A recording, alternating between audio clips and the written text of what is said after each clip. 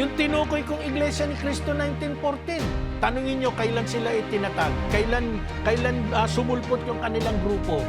Sino po yung tinutukoy dito sa Mateo chapter 2 verse 23? Ang ating Panginoong Jesucristo. Purihin ang Panginoon, mga minamahal kong taga-subaybay. Muli ay maraming salamat po sa inyong meron po tayong sinight na babasahin. Kung natatandaan nyo, itong pasugo. At sa kanya pong aral, may ilang mga sekta na nagkiklaim sila ang tunay, sila ang tinayo ng ating Panginoong Jesucristo. Purihin ang Panginoon, muli po ay samahan ninyo ako sa isang pag-aaral ng ating pagtatanggol sa pananampalatayang Katolik. Maraming salamat po. Ako po si Brother Marco, Ebanghilista, nagsasabing, ang Diyos ay sumasa atin.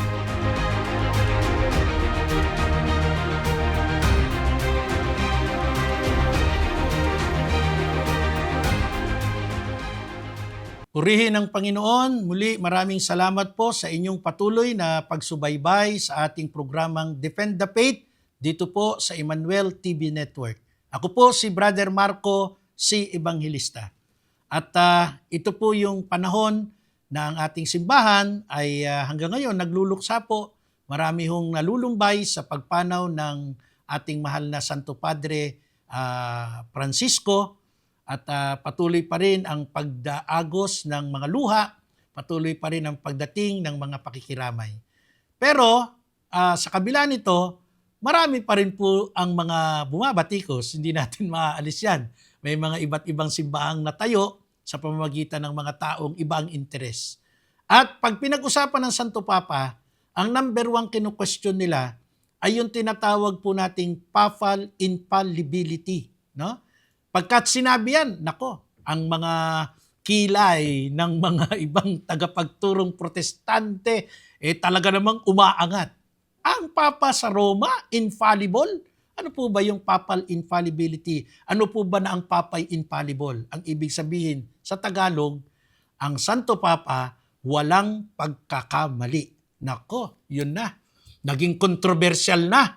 Ano? Tao lang din yan. Paano naging walang pagkakamali? Ibig sabihin, walang kasalanan. Ibig sabihin, santo talaga yan. Yan po ang mga maling kaisipan. Pag sinabi pong ang Papa ay infallible o walang pagkakamali, mali po yung mindset na hindi siya nagkakasala.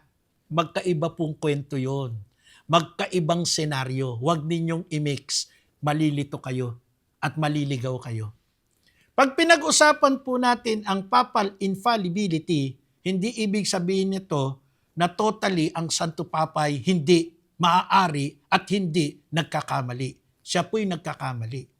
Brother Marco, saan papasok yung pagiging infallible ng Papa? Ang pinag-uusapan po dito kapag ang Santo Papa ay nagsalita tungkol sa dogma or doctrine at morals ng simbahan.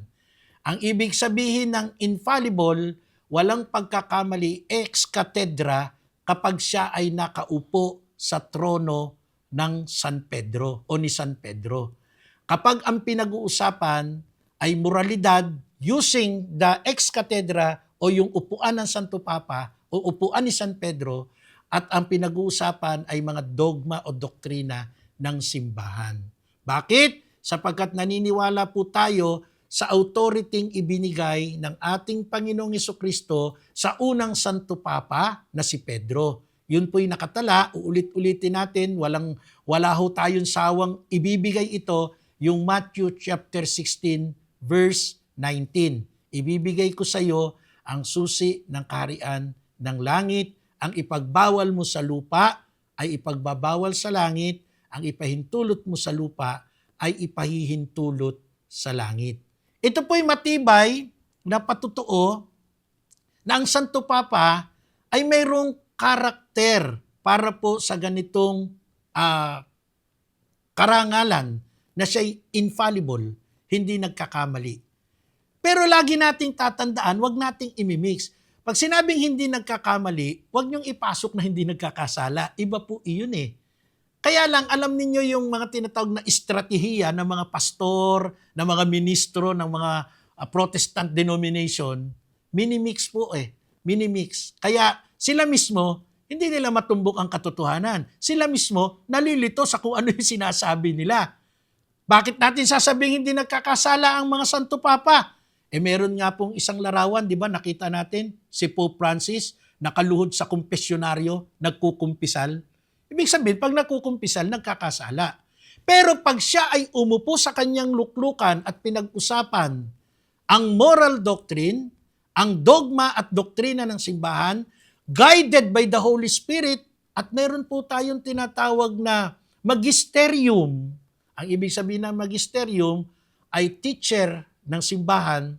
Ito po ay hindi naman ura-uradang bibigyang public announcement ng Santo Papa. Ito po ay dinadaan sa masusing pag-aaral, ito po ay dinadaan sa mga teolohiyang pag-aaral, ito po ay dinadaan higit sa lahat sa dalangin o panalangin na gabayan siya ng Espiritu Santo. Ano po ang isa sa pinakamagandang patutuo ng infallibility ng ating Santo Papa? Ito po yung nangyari doon sa deklarasyon ng Munificentissimus Deus o yung dogma ng Immaculate Conception. At dito ay pinakita po na walang pagkakamali yung deklarasyong ito ng Munificentissimus Deus sapagkat nakalagay po, quote and unquote, na sa grasya, sa guide ng mga apostol at ng Espiritu Santo, dinideklara ng simbahan ang dogma ng pagiging Immaculada Concepcion ng Birheng Maria. Pag ginamit po ng Santo Padre na ito ay by the authority of the apostles, by the authority of the Lord Jesus Christ, by the authority of the Holy Spirit, dito po siniselyuhan yung kanyang infallibility. Yan ho ang katotohanan dyan. Kaya wag po tayong misguide dahil lang doon sa mga atake na, paano magiging infallible? Ibig sabihin, walang kasalanan. Magkaiba pong senaryo. Magkaibang kwento. Uulit-ulitin ko. Hindi po tayo magsasawang ipaliwanag ito. Bakit? Sapagkat yun po naman ang ginagawang taktika, estratehiya ng mga tagapagturong protestante upang yung mga katolikong hindi maalam ay maligaw. Tandaan niyo po ang pangako ng Panginoong Jesucristo sa Ebanghelyo ni San Juan, chapter 15. Maliwanag pong sinabi niya doon, na ako ay aakyat sa Ama at kayo ay susuguan ko ng Espiritu Santo. Ang Espiritu Santo ang magbibigay ng paalala, ulit-ulitin natin yan, sa mga itinuro ko sa inyo. Kaya ang Espiritu Santo po ay tinatawag nating advocate, no? Siya po ang nagbibigay ng tuwid na katotohanan upang ang simbahan ay hindi maligaw. Ngayon, kung may iba pong mga deklarasyon ang Santo Papa, may mga pagkakataon pong hindi ito saklaw sa kanyang infallibility. Tatandaan nyo yan.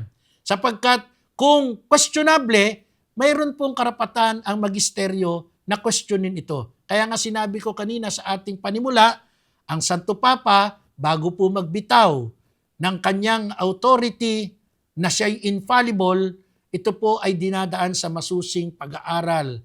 Sinasangguni ang mga mga teologian ng simbahan.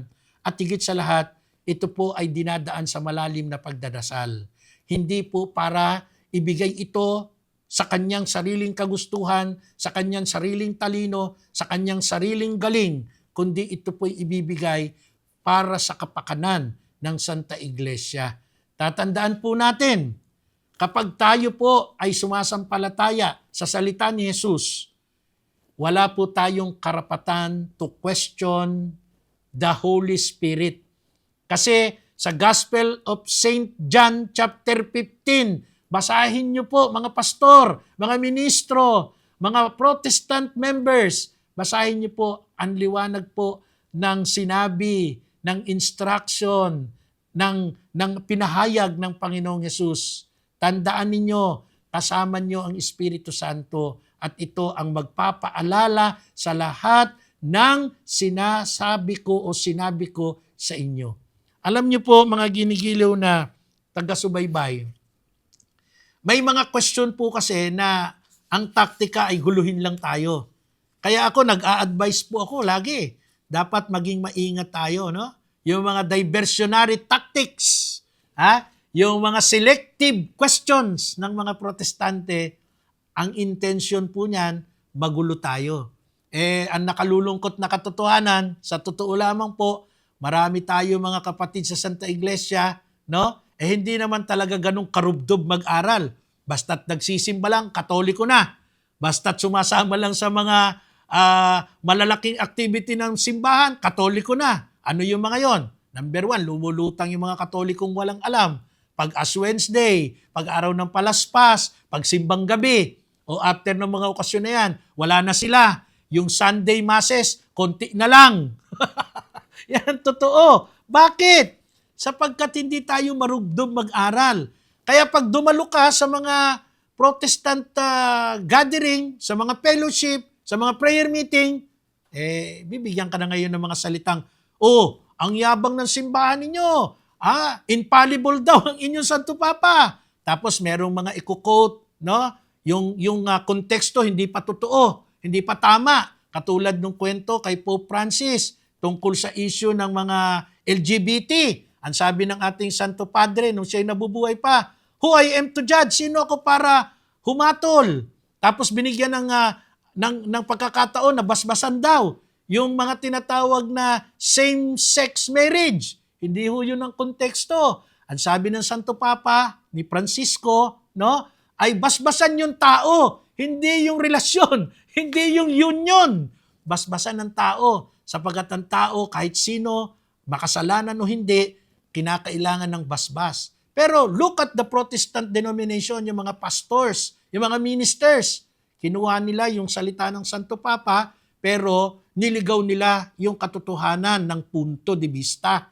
At tapos question nila, yan ba ang infallible? Yan ba ang walang pagkakamali? So dito po makikita natin yung motibo. Ano yung motibo? Manligaw at mandaya. Kaya ito yung warning sa atin sa sulat sa Roma, chapter 16. Yung mga susunod na talata doon, paboritong-paborito ng iba, yung Roma 16:16 Tuloy nyo, Roma 16:17 hanggang sa dulo, makikita nyo doon. Magpapakaingat kayo sa mga mandaraya, sa mga lumilikha ng pagkakampi-kampi, pagkakabaha-bahagi. Bakit? Yan po ang trabaho ng demonyo. Yan ang trabaho ni Satanas. Iligaw tayo sa katotohanan at dalhin tayo sa maling paraan ng paniniwala. So mga ginigiliw kong taga-subaybay, tandaan po natin, ang Santo Papa ay mayroong infallibility in terms of moral, in terms of doctrine, ex cathedra, ibig sabihin habang siya ay nakaupo sa upuan ni San Pedro, sa trono ni San Pedro, guided by the magisterium, guided lalo na ng ating banal na Espiritu. At ito po, nakatitiyak tayo, kung naniniwala tayo dito, naniniwala tayo sa sinabi ni Jesus. Anuman ang ipagbawal mo sa lupa, ipagbabawal sa langit. Anuman ang ipahintulot mo sa lupa, ipahihintulot sa langit.